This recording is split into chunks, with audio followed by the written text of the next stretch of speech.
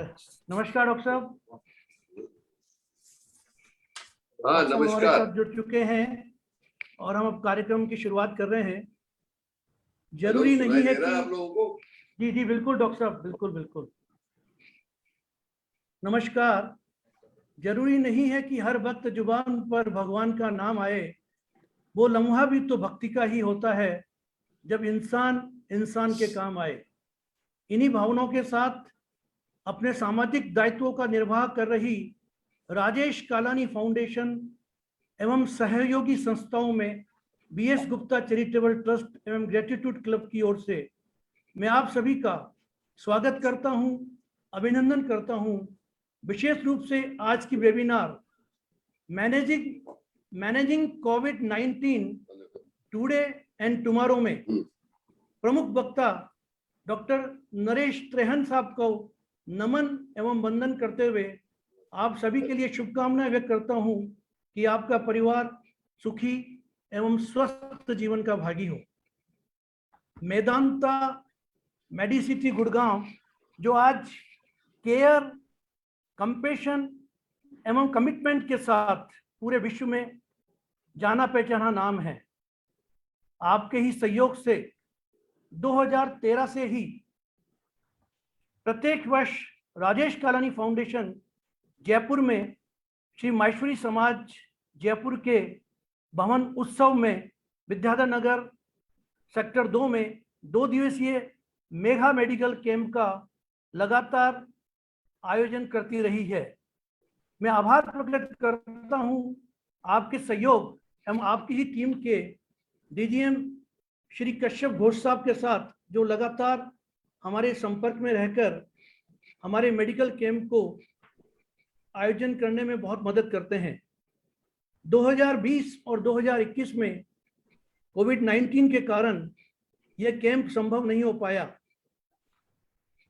लेकिन उम्मीद करते हैं कि आगामी वर्ष में आपके सहयोग से और बड़ा मेडिकल कैंप लगाने का प्रयास करेंगे।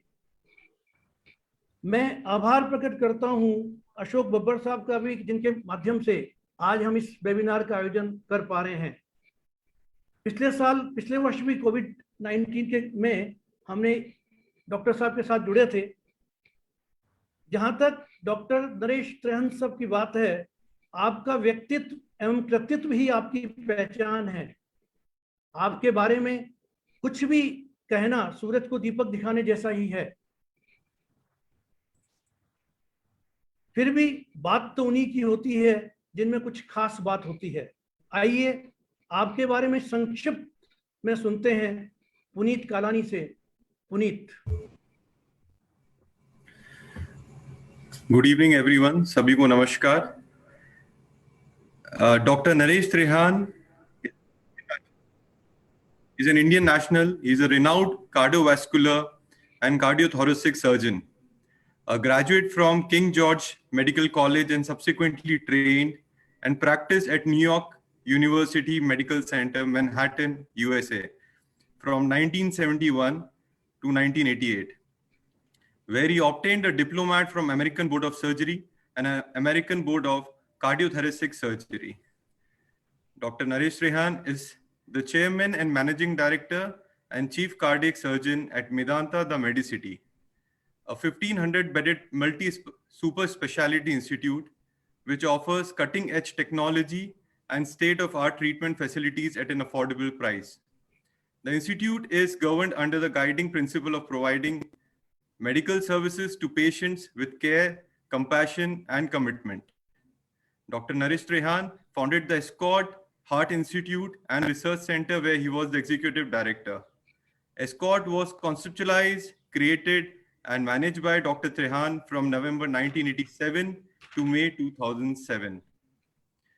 Dr. Naresh Trehan has received many prestigious awards, including the country's most decorated civilian award, that is Padam Shri and Padma Bhushan Award, presented by the Government of India. Dr. Naresh Trehan was the president of International Society for Minimally Invasive Cardiac Surgery, Minneapolis, USA 2004-2005, and has also received honorary doctorate degrees from these 3 prestigious universities. It's an immense pride and honor to introduce you, sir. Thank you so much for taking out your precious time.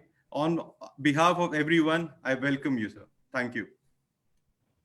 Thank you Puneet.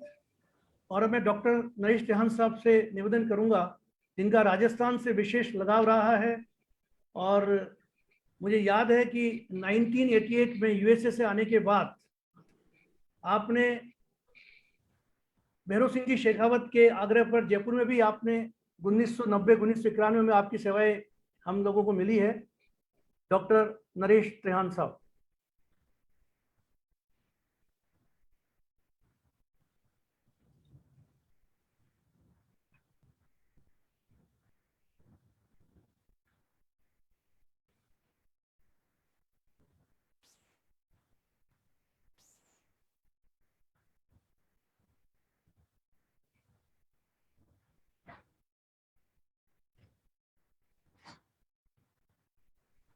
Doctor साहब हमारे बीच में ही हैं और doctor साहब शीघ्र ही हमें join कर रहे हैं।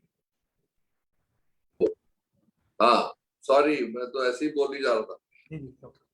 हाँ, सो ऐसा है कि जब मैं वापस आया अमेरिका से 1988 में, तो ऐसा था कि जो हिंदुस्तान हम छोड़ के गए थे 20 साल पहले, वैसा दिल्ली का माहौल वैसा नहीं था जब हम आए वापस। क्योंकि जो फैमिली फीलिंग थी, जो फीलिंग है कि एक दूसरे के संबंध में, अपनी कल्चर में, वो सारा कुछ बदल गया था।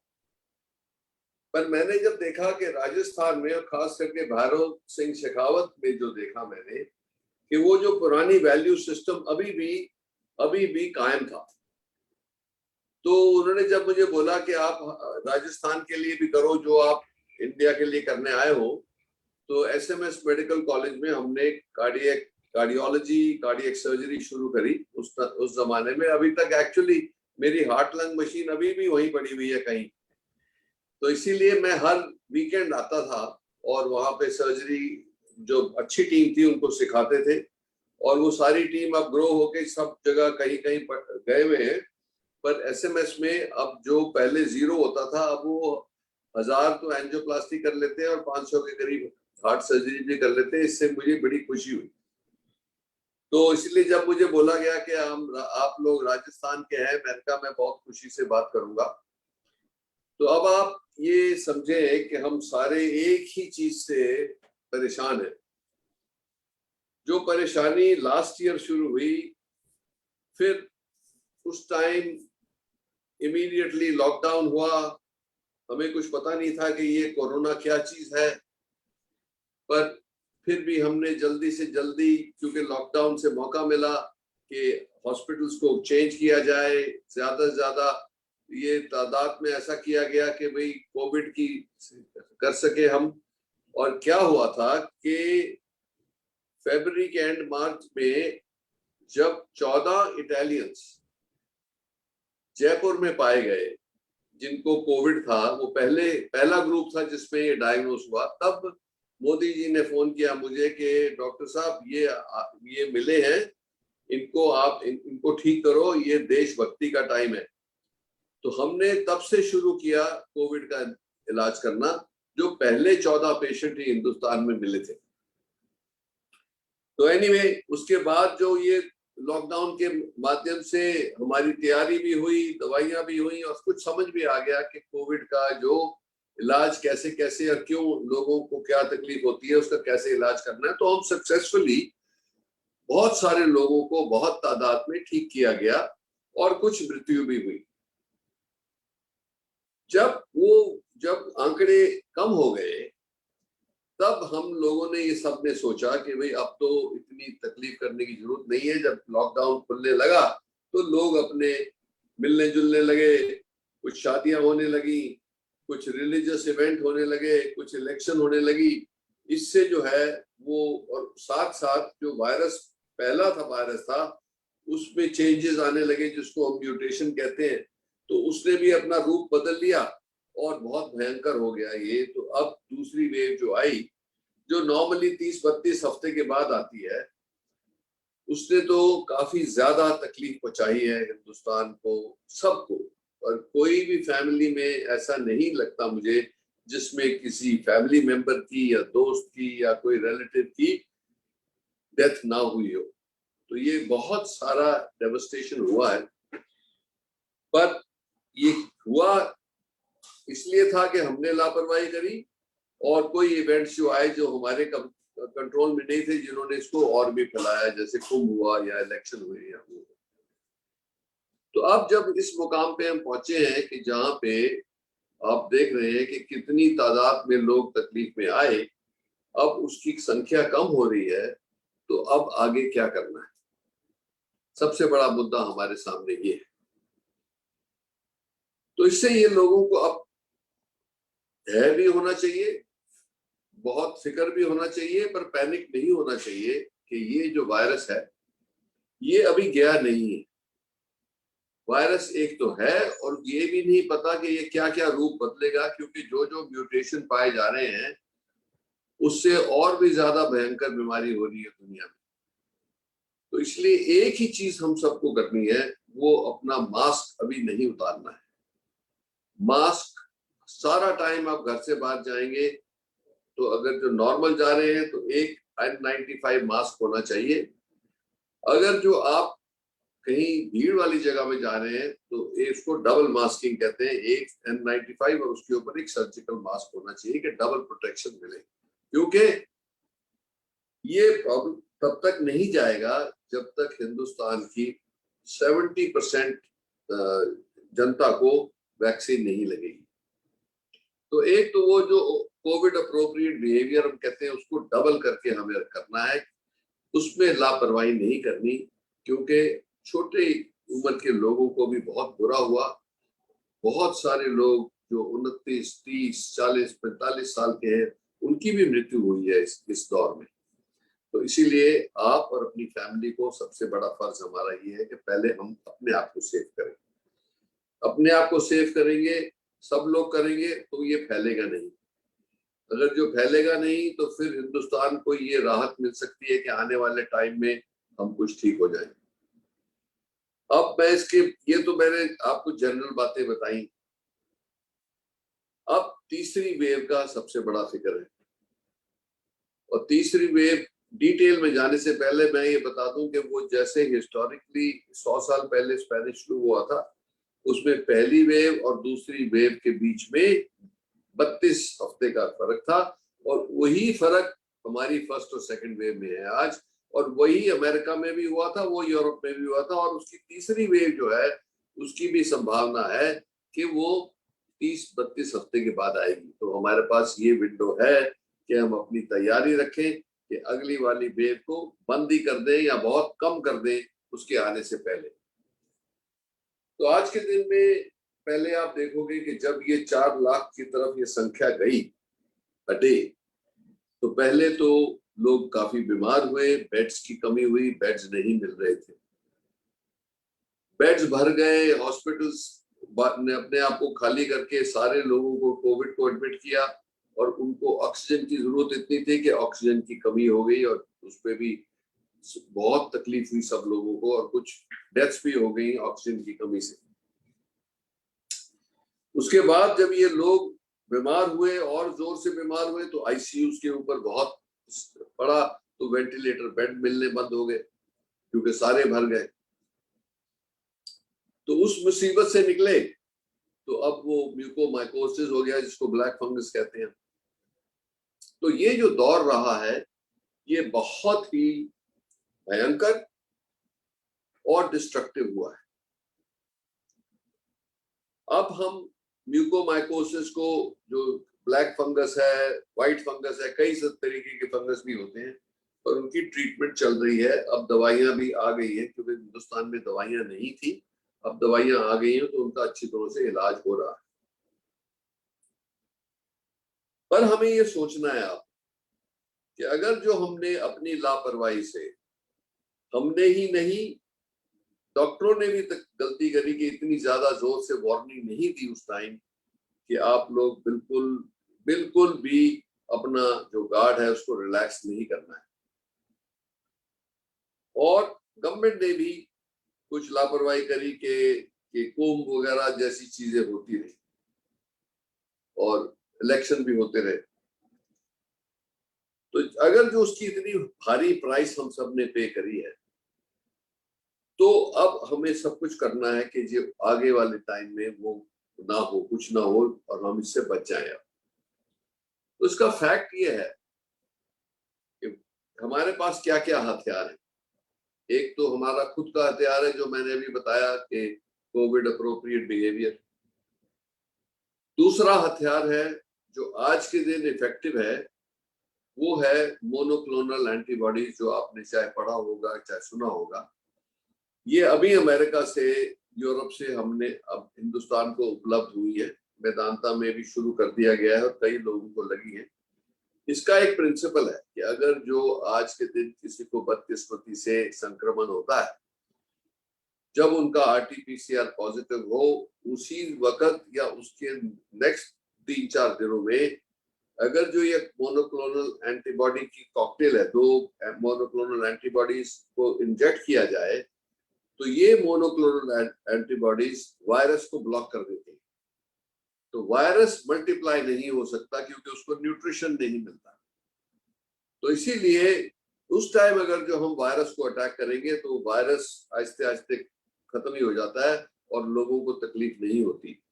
80% लोगों को जिनको हॉस्पिटलाइजेशन की जरूरत पड़ सकती है, उनको जाने की जरूरत नहीं पड़ेगी। 70-75% लोगों को जिनकी मृत्यु हो सकती थी कोमॉर्बिडिटीज की वजह से, उनको भी बचाया जा सकता है इन एंटीबॉडीज के माध्यम से। अब मतलब हमें हर वक्त ये फीलिंग होती है कि अगर ये 2 महीने पहले आ जाती हिंदुस्तान में, तो हो सकता है कि इतनी बर्बादी ना होती, इतने लोग ना चले जाते और इतना हमारे को पर्सनल लॉस नहीं होता। पर अब आ गई है तो एक वो हथियार हमारे हाथ में है कि अगर जो किसी बदकिस्मती से किसी को होता है तो वो एंटीबॉडी कॉकटेल दिया जा सकता है। पर जिनको ऑलरेडी हॉस्पिटल में हो गए 5-7 दिन 10 दिन और उनको ऑक्सीजन की बहुत जरूरत है या आईसीयू में पहुंच गए, तो उस टाइम इसका कोई फायदा नहीं होगा। इसका फायदा वही है जब वायरस मल्टीप्लाई कर रहा है, वायरस को रोकने के लिए। जब वायरस ने अपना नुकसान कर दिया, फिर इसका कोई इफेक्टिवनेस नहीं है। तो ये ध्यान रखना है दिमाग में। और तीसरी मोस्ट इंपॉर्टेंट चीज है वैक्सीनेशन। अब वैक्सीनेशन के क्या पहलू? एक तो पहलू ये है कि वैक्सीन इतनी है नहीं कि हर एक हिंदुस्तानी को आज ही मिल जाए। उसकी वजह से, जो लिमिटेड सप्लाई की वजह से जो सोचा गया कि पहले एल्डरली और कोमॉर्बिड को दे दो, फिर 50 साल के 45 साल, और फिर गवर्नमेंट ने 1 मई से इसको खोल दिया। अब खोलने से ये तो हुआ नहीं कि वैक्सीन ज्यादा मिलने लगी, पर डिमांड सप्लाई में मिसमैच हो गया। तो उसकी वजह से काफी कंफ्यूजन है अभी। बट हमें उम्मीद है कि ये जून के मिडल तक इनफ वैक्सीन की प्रोडक्शन बढ़ जाएगी कि इसमें भी शांति आ जाएगी कि लोगों को वैक्सीन मिलनी शुरू हो जाएगी। तो हमारा सबसे पहला काम क्या है कि जिनको 2 वैक्सीन डोज लगे हैं, उसमें ये हमारा एक्सपीरियंस रहा कि उनको भी 5-7% उन लोगों को फिर भी संक्रमण हुआ है, पर जो उनके सिम्टम थे बहुत माइल्ड थे और वो घर पे ही ठीक रहे। सिर्फ जैसे हमारे डॉक्टरों में से 400 डॉक्टरों में से कोई 7-8 डॉक्टर्स को तकलीफ हुई। उनमें से 7 तो थे, वो तो घर पे ही रिकवर होके 11वें दिन काम पे वापस आ गए क्योंकि उनको कोई ज्यादा सिम्टम नहीं हुए जिनको वैक्सीन लगी थी। उनमें से सिर्फ एक डॉक्टर को हॉस्पिटल में एडमिट करना पड़ा, वो भी 3 दिन बाद वो घर चली गई। जिन लोगों को नहीं लगा था, जिन्होंने वैक्सीन हेजिटेंसी दिखाई थी कि उनको अवेलेबल थी पर उन्होंने कहा हमें नहीं लगवानी क्योंकि हमें विश्वास नहीं है वैक्सीन के ऊपर, उनमें से 15% लोगों को बीमारी हुई है और उनमें से आधे लोगों को हॉस्पिटल में आना पड़ा।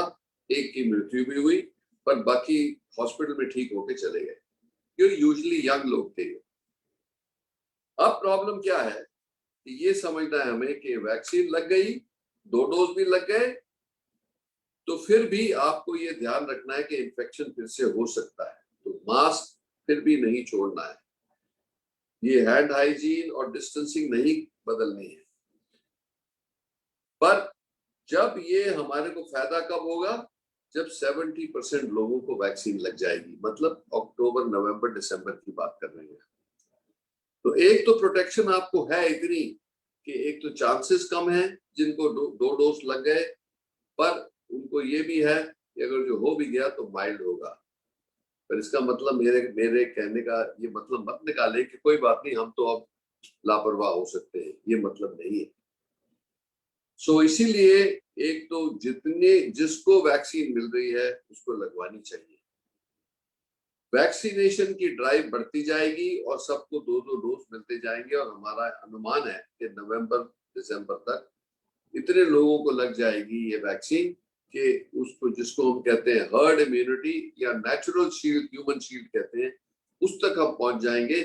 तब हमें लगेगा ऐसा कि अब डेंजर बहुत कम हो गया है, तब हम रिलैक्स करना शुरू कर सकते हैं, तब हम अपनी सोशल लाइफ को आहिस्ते आहिस्ते रिज्यूम कर सकते हैं, पर तब तक नहीं। ये एक तो आप लोगों को मैं बताना चाहता था। दूसरा कि बहुत सारी कंफ्यूजन हुई इस दौरान में कि भाई कौन सी दवाई कब दी जाए। तो कोई बोल रहा था हमने शुरू किया हाइड्रोक्सीक्लोरोक्विन से, फिर आइवरमेक्टिन आई, फिर ऐसी दवाइयां, विटामिन सी, जिंक, इनका कोई एक्चुअली रोल निकला नहीं। विटामिन खाने से तो कोई नुकसान नहीं है। हाइड्रोक्सीक्लोरोक्विन को यूज भी किया गया तो स्टडीज ने दिखाया कि उसका कोई ज्यादा इफेक्ट नहीं हुआ। फिर बात हुई कि रेमडेसिविर आई। रेमडेसिविर में मिसअंडरस्टैंडिंग हो गई कि इस रेमडेसिविर जैसे रामबाण नहीं है, उसके ऊपर मतलब उसका जो टाइम है वो पहले 10 दिन में अगर जो रेमडेसिविर दी जाए तो उसका फायदा होता है, उससे हॉस्पिटलाइजेशन कुछ 4-5 दिन शॉर्टर हो जाती है। पर रेमडेसिविर हर एक को देने का फायदा नहीं, जिसको माइल्ड भी है और जिसको कुछ तकलीफ नहीं हो रही, उन्हीं को देनी है जिनके लंग्स के ऊपर पैच बन गए। तो ये क्या हुआ, ये लोगों ने समझा कि ये सब लेके रख लो घर पे, तो वो कमी पड़ गई और लोगों ने उसका फायदा भी उठाया, ब्लैक मार्केट भी हुई, लोगों को तकलीफ भी हुई।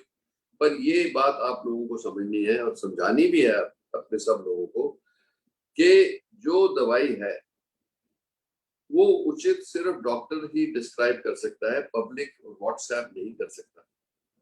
क्योंकि ये सब खबरें व्हाट्सएप पे फैलती हैं तो लोग पैनिक करना शुरू कर देते हैं।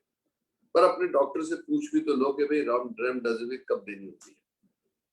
सिमिलरली एक आप लोगों ने सुना होगा टोसिजुमैब, वो भी एक ऐसी मेडिसिन है कि जब अगर जो बहुत ही भयंकर लंग्स की इन्फ्लेमेशन है, बॉडी की इन्फ्लेमेशन है, तो टोसिजुमैब देते हैं। वो भी उसी टाइम और उसी को उचित है जिसको ये स्टेज पे पहुंचे। तो ये भी नहीं लोगों ने मार्केट में खरीद के घर पे रख ली, शॉर्टेज हुई तो अब वो 40,000 की दवाई 1.5 लाख 2-2 लाख रुपए में बिकी। सो ये भी हमें फिर से नहीं करना है, क्योंकि अब सप्लाईज काफी है, घबराने की बात नहीं है। अगर जो कभी जरूरत पड़ेगी तो दवाइयां मिल जाएंगी और उसको पूरा डॉक्टर से समझ के ले। तो इसीलिए अब हमारी क्या तैयारी है कि अब तीसरी वेव से कैसे बचा जाए।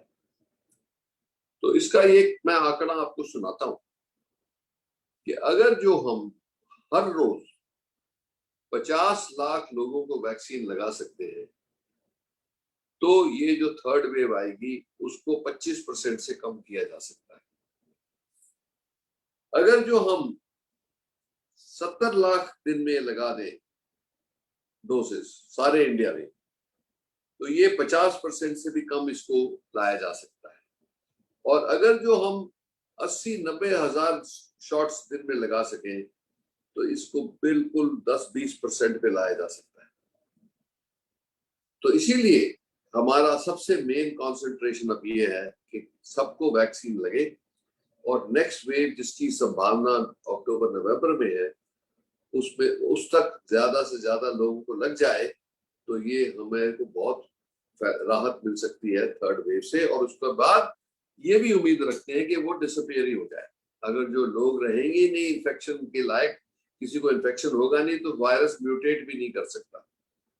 तो वायरस म्यूटेट भी करता है पेशेंट के अंदर जिसको इन्फेक्शन हो गया, तो हवा में म्यूटेट नहीं करता है। तो इसीलिए अब आप लोग जुट के यही काम करना है हमें कि एक तो अपनी पर्सनल केयर, दूसरा वैक्सीन के ऊपर पूरा दे, लोगों को इनकरेज करें, खुद भी लें, क्योंकि वैक्सीन से कोई आज तक मरा नहीं है।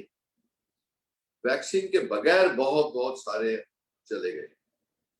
अब आप लोगों ने टीवी या अखबार में पढ़ा भी होगा कि कुछ डॉक्टर थे जिन्हों को दोनों डोज लगे थे, उनकी फिर भी मृत्यु हो गई। और ये सही बात है, पर हमने उन सब केसेस को अच्छी तरह से समझा है, अच्छी तरह से स्टडी किया है, तो ये देखा गया है कि सब में ज्यादा से ज्यादा बहुत सारी कोमॉर्बिडिटीज थी। कोमॉर्बिडिटीज ऐसी थी कि काफी एडवांस स्टेज पे थी। या तो किसी को ऑटो इम्यून डिजीज थी, किसी को कैंसर की हिस्ट्री थी, किसी को लंग का प्रॉब्लम था पहले से ही, बहुत सीवियर एस्थमा वगैरह था, तो उन लोगों को जरूर तकलीफ हुई। तो ये वो जो लोग हैं जो अभी वैक्सीन के दौरान से भी इन्फेक्ट हो सकते हैं और उनको तकलीफ हो सकती है, उनको और भी डबल केयरफुल रहना है।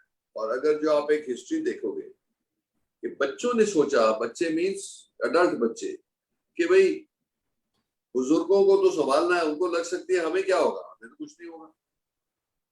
पर कितने सैकड़ों केसेस में आपको दिखाऊं कि बुजुर्गों को बच्चों से हुआ, जो बाहर जाके मिलते जुलते जिन लोगों के साथ डिनर खा रहे हैं, पार्टी कर रहे हैं, उनसे हुआ। तो अगर जो आप एक 30, 40, 45 साल के बच्चे जो पहले सोचते थे कि हमें कुछ नहीं होगा, इस दौरान में उनको भी बहुत हुआ है, तो इसीलिए उनको भी चौकन्ना रहना है। क्योंकि अगर जो कोई बाहर से लापरवाही करके घर पे लाता है और अपने पेरेंट्स को देता है, तो और उनको बहुत सीरियस हो गया या उनकी मृत्यु हो गई, तो आप अपने आप को कभी फॉरगिव नहीं करोगे। तो ये बच्चों को समझाना है कि ये बहादुरी का टाइम नहीं है, ये सोशलाइजेशन का टाइम नहीं है। अनलॉकिंग होगी, अब जैसे अनलॉकिंग होगी, जो पहली बार हमने गलती करी थी वो इस बार नहीं करनी है। अपने आप को घर पे जितना सेफ रखना है, जिसको जाना पड़ेगा काम पे जाए, पर अननेसेसरी बाहर घूमने फिरने की कोई जरूरत नहीं है। और अपने आप को हेल्थी रखने के लिए सिर्फ 2 चीजें जो एसेंशियल हैं, एक तो आपको अपना न्यूट्रिशन ठीक रखना है, हाई प्रोटीन डाइट खानी है, दूसरा एक्सरसाइज करनी है। और एक्सरसाइज कई लोग पूछते हैं घर के अंदर क्या कर सके, योगा करिए।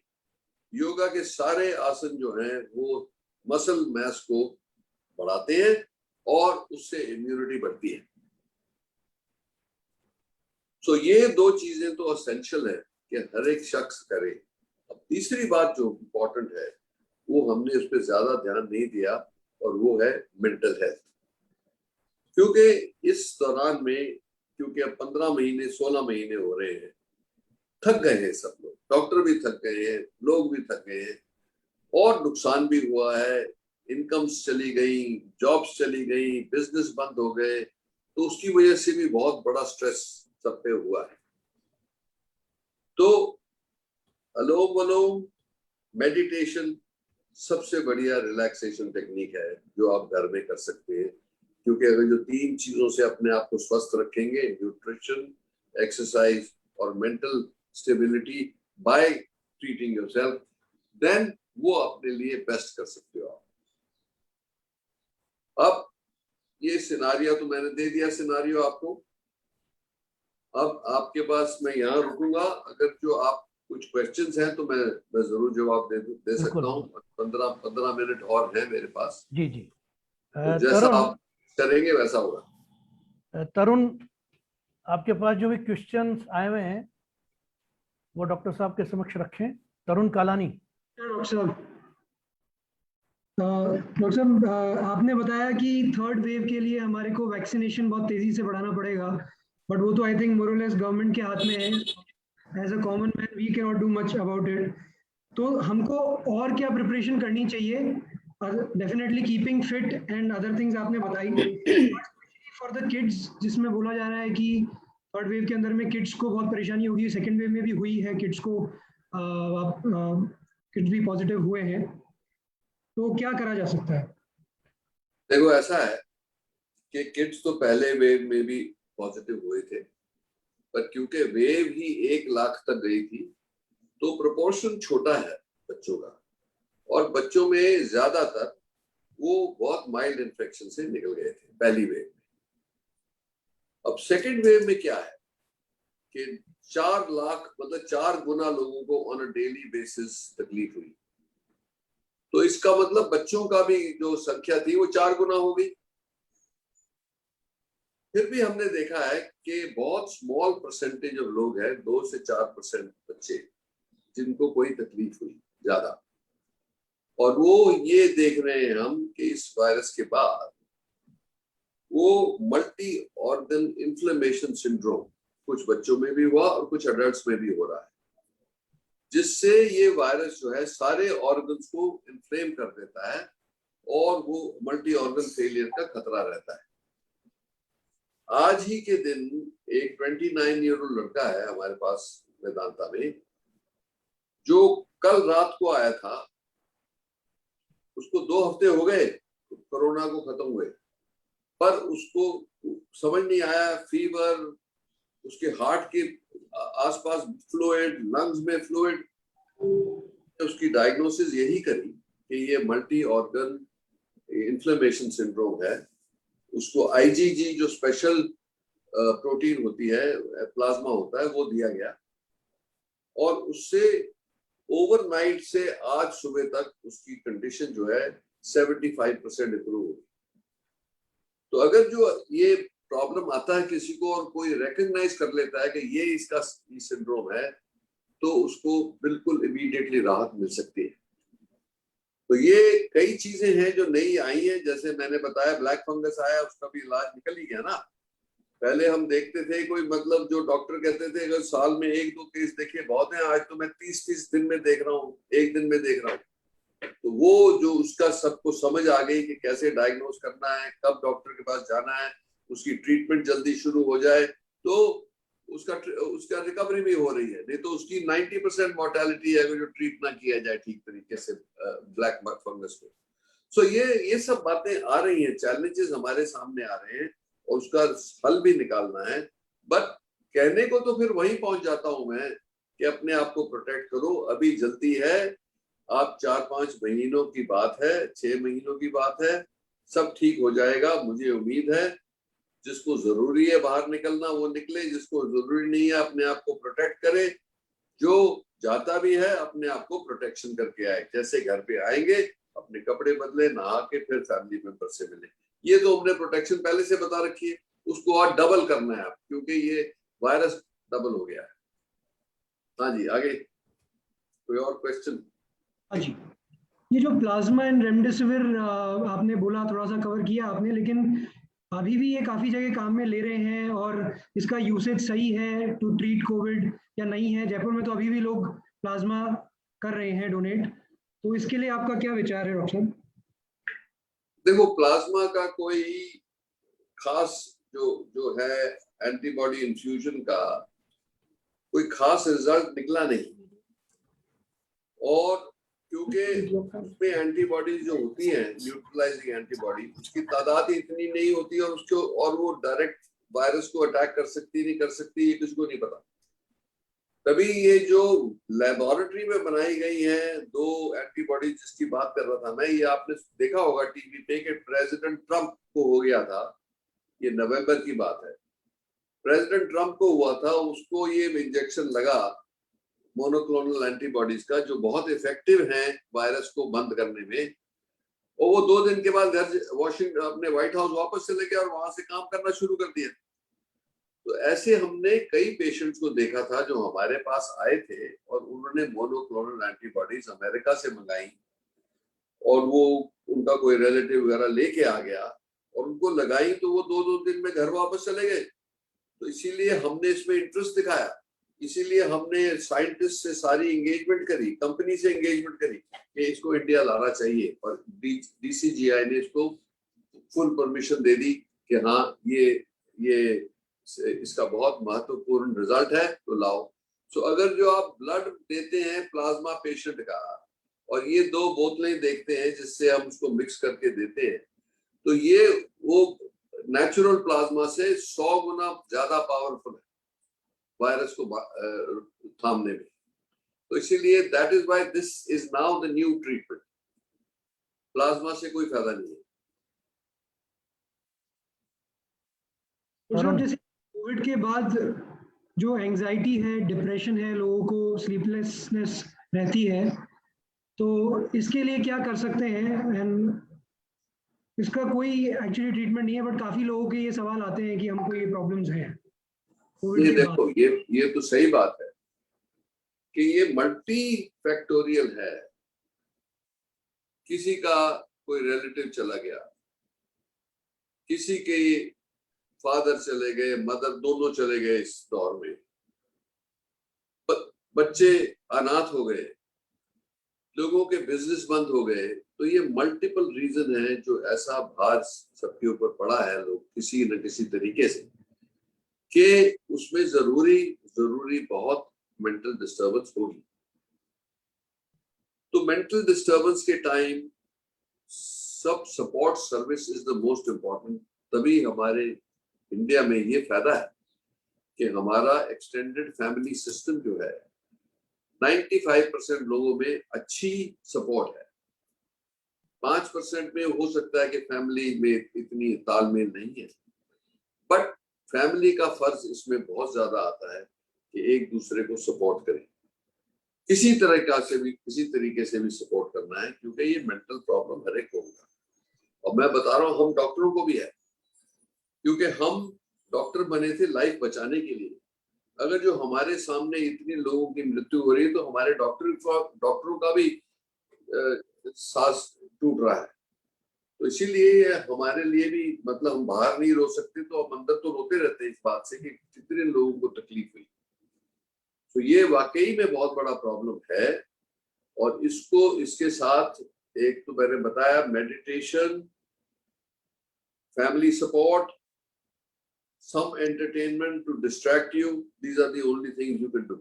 क्योंकि आज के दिन तो टीवी भी खोलो तो डिप्रेसिंग है। तो मूवीज, म्यूजिक, फैमिली से तालमेल, दोस्तों से, ये support services are the ones कि इस डिफिकल्ट पीरियड से निकालते हैं हम सबको। I would request Ashish Bhaiya if you want to ask a few questions. Ashish Bhaiya.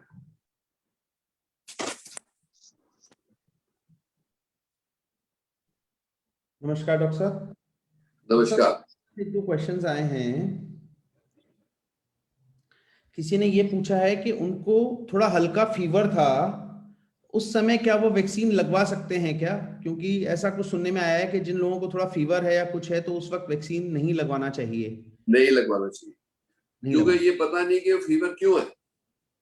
इसीलिए कोई वायरल इन्फेक्शन है या बैक्टीरियल है, जो भी है, उस टाइम नहीं लगवाना चाहिए। अगर जो वो 1-2 दिन का फीवर है, तो उसके 2-4-5 दिन बाद लगवा सकते हैं, जब वो खत्म हो जाए। पर अगर जो प्रोलॉन्ग फीवर है, तो उसको पूरी इन्वेस्टिगेशन होनी चाहिए कि क्यों हुआ। कोविड तो नहीं था, तो उसमें कोविड में के टाइम में नहीं लगवानी चाहिए वैक्सीन। कोविड और कोई और वायरल इन्फेक्शन है, उस टाइम भी नहीं लगवानी चाहिए। कोविड होने के कितने समय बाद लगवा लेना चाहिए डॉक्टर साहब? कोविड अगर किसी को होके निकल गया है 6 हफ्ते बाद। एक और इम्पोर्टेंट क्वेश्चन डॉक्टर साहब, कोई कैंसर पेशेंट्स हैं तो उनको वैक्सीन लगवा सकते हैं क्या? हाँ, बिल्कुल लगानी चाहिए। सबको लग सकती है वैक्सीन। सिर्फ अभी जो इंडिया में प्रेग्नेंट लेडीज और जो ब्रेस्ट फीडिंग कर रहे हैं, उनके लिए अभी भी सावधानी है, क्योंकि उस पर काफी डेटा नहीं है हमारे पास। अमेरिका वगैरह में उनके लिए भी अलाउड हो गया है। तो दैट्स ये उनको छोड़ के आज के दिन उसमें थोड़ा डेटा ऑलरेडी आया है कि ठीक है, सेफ है, पर अभी सर्टिफाई नहीं कर सकते कि बिल्कुल सेफ है अभी, पर आने वाले टाइम में हो जाएगा वो भी।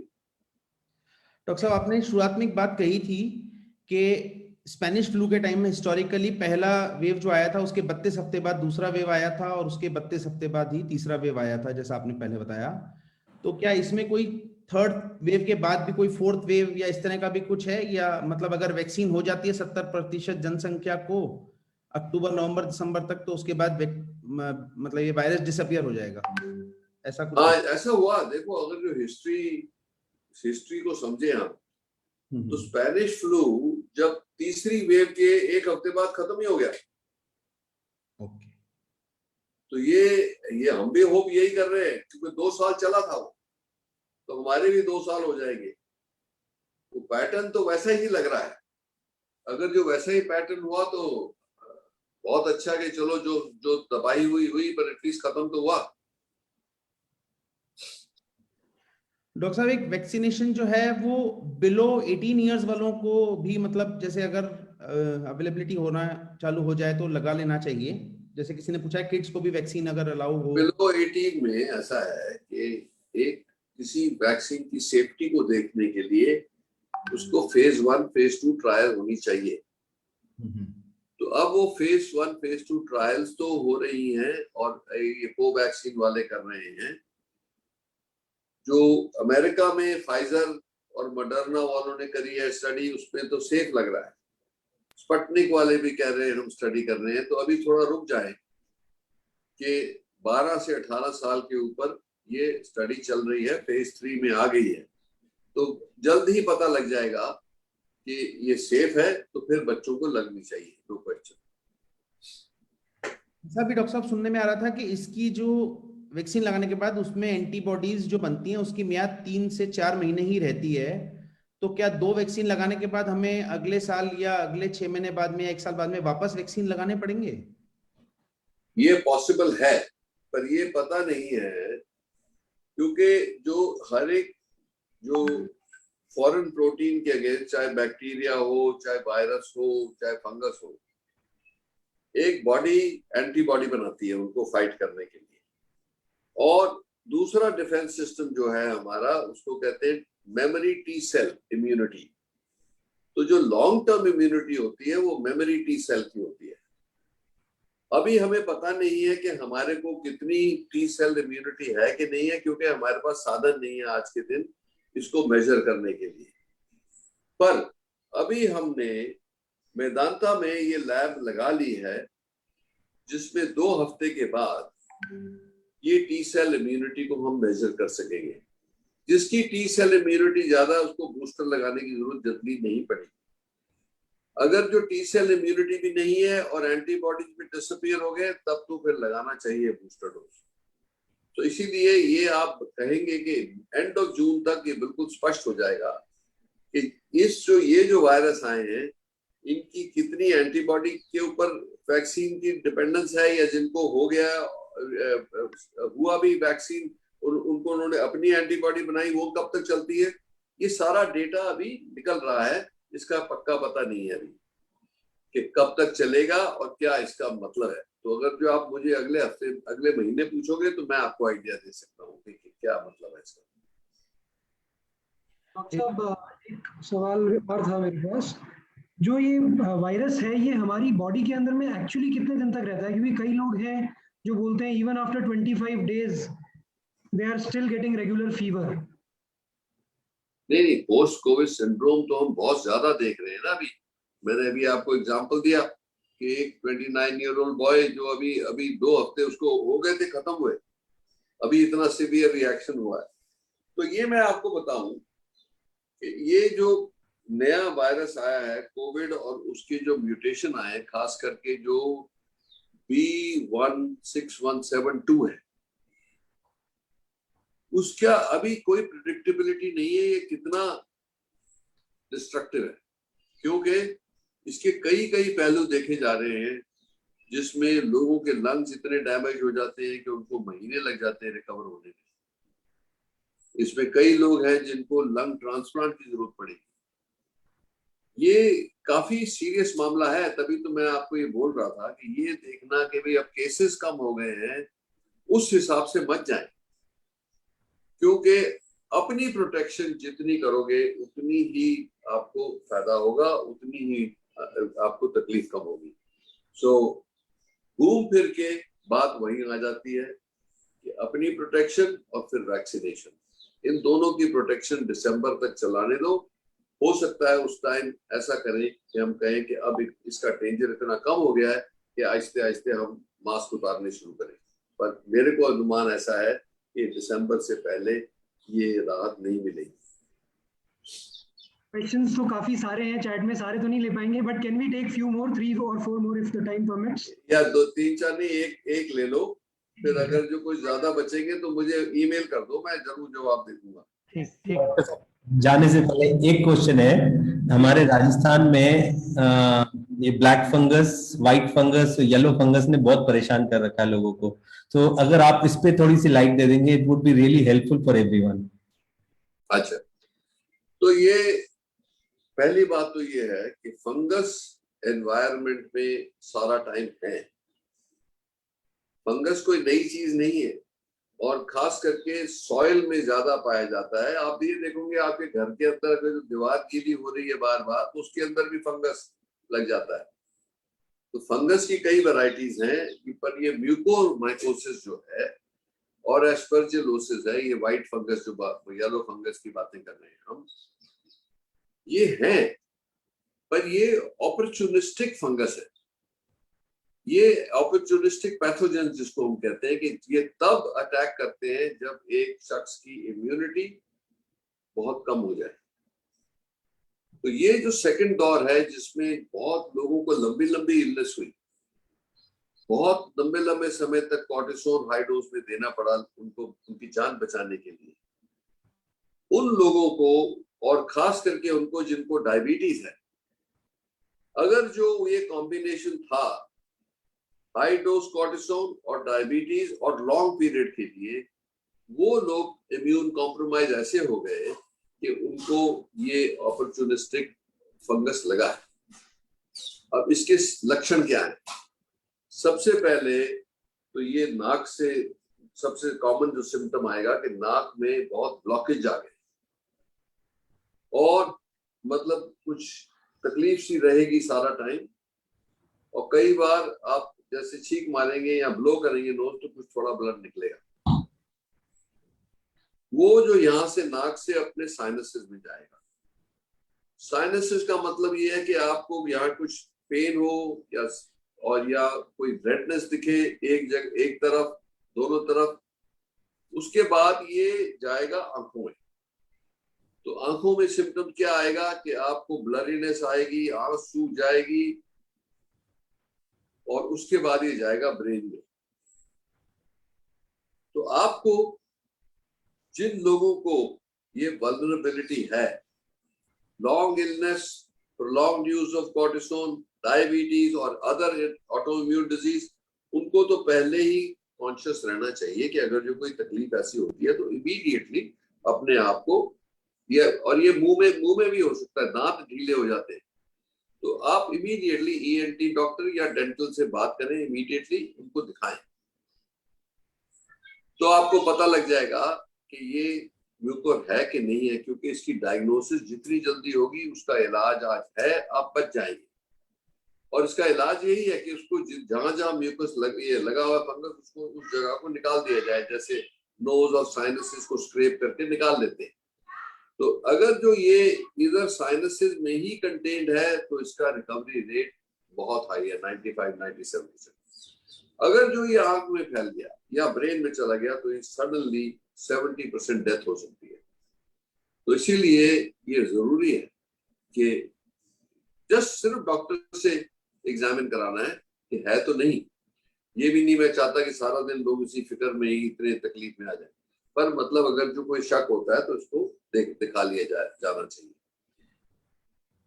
सो ये तो हुआ म्यूकोरमाइकोसिस के। हर एक को नहीं है, हर एक को ये फिक्र नहीं होना चाहिए। नॉर्मल लोग जिनको कॉर्टिसोन नहीं लगा बहुत लंबा, जो डायबिटिक नहीं है, जो इनको कोविड नहीं हुआ था, उनको कोई फिक्र करने की जरूरत नहीं है, क्योंकि इसका जो नॉर्मल जो पाया जाता है ये हर मिलियन पॉपुलेशन में 13-14 पेशेंट्स को होता है सिर्फ।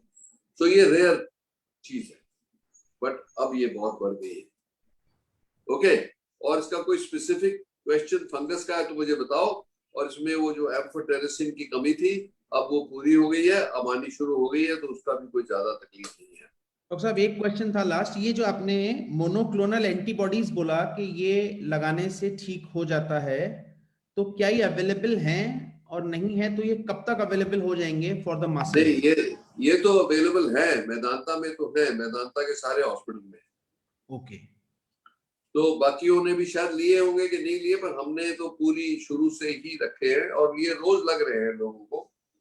जिनको, पर वो इसका सीक्रेट यही है कि अगर जो RT-PCR जिस दिन पॉजिटिव हो उसके नेक्स्ट 3-4 दिन में लग जाना चाहिए, और अगर जितना क्लोजर, जितनी जल्दी लगेगा उतना ही फायदा ज्यादा होगा, क्योंकि वायरस मल्टीप्लाई नहीं कर सकता आपकी बॉडी के अंदर।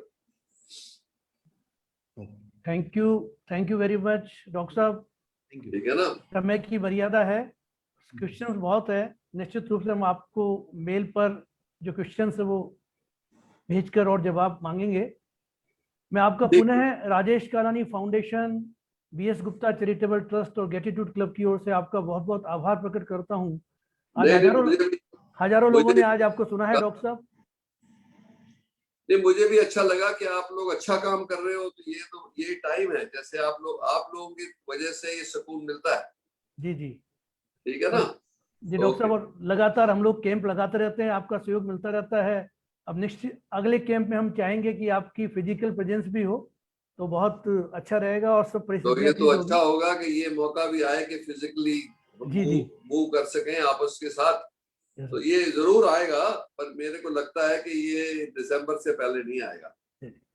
Thank you so much doctor साहब। मैं धन्यवाद देना चाहता हूँ जुगल शर्मा जी को भी, और मनोज कुमार जी को, और अशोक बब्बर साहब को भी, कि जिन्होंने इस वेबिनार, जी हमारी टीम ने बहुत अच्छा काम किया, मैं भी उनका आभारी हूँ, आप सबका आभारी हूँ, और बहुत अच्छा लगा। Thank you so much doctor साहब, और पुनः आप सबका भी आभार, क्योंकि इतनी बड़ी संख्या में आप लोग जुड़े हैं, क्योंकि आप ना जुड़ते तो शायद ये वेबिनार इतनी सक्सेसफुल नहीं होती। तो आप सबका बहुत बहुत धन्यवाद है। राजेश कालानी फाउंडेशन ने जो पिछली बार कैंप लगाया था उसकी कुछ झलकियां आपको दिखाते हैं, उसके बाद कार्यक्रम को समाप्त करेंगे।